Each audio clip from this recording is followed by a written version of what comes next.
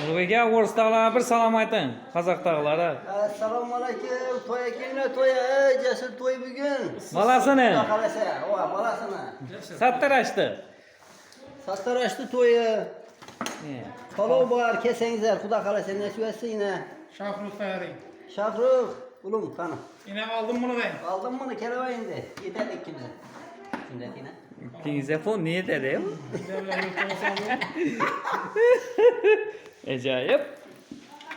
Yomon gaplar. Kelavanglar do'stlar. Yomon gaplar. Yolg'on mirat emas. Usvit etasizlar hali. Hey. Ağayın götüren bulsak yine aldık bunu Aziz. Oh. Iyi. Yine göçler. O da başladık mı kulak arası. Bolamiz. Aziz'e teşekkür ederim.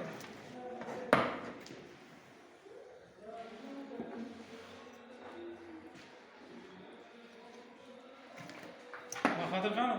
Bahadır şu. Bahadır ham kelar. Kafi. Bahadır gelmese çoğulaşamız. Teletedik ama. Ha, yoradi ekan u qarab. Bahadır.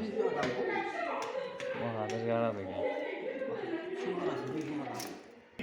Kattık.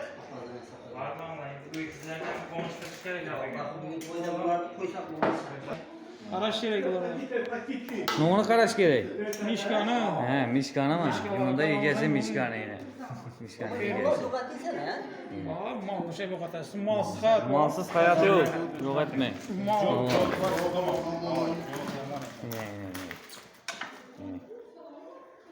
Bahadır bir salom aytib. Assalomu alaykum. Fakat abi. Rimsarı da.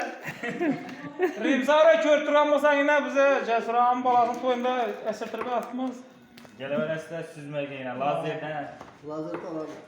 Lazır, boladı hazır da yine tayarladık mı kulak olasın? Maris.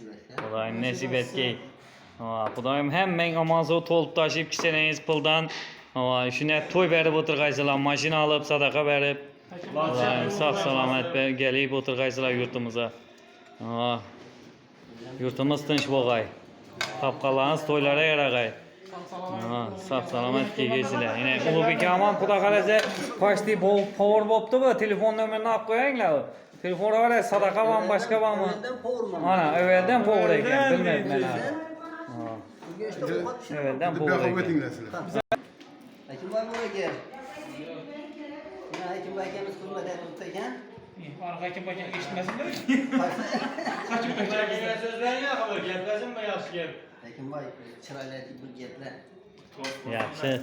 Gaplar. Shu Xudoyim kelgan bir oyog'i bilan bog' tekkan bo'lsin. Xudoyim baxtli bo'lg'ay. Qo'shqani bilan qo'sha qarisin. Shu o'g'il qizi ko'p bo'lsin. Indigil shugillar beshik to'yinda raz hamma bilan paqirdatib o'tirmoq nasib etsin. Kindik chiqqancha poq qatib.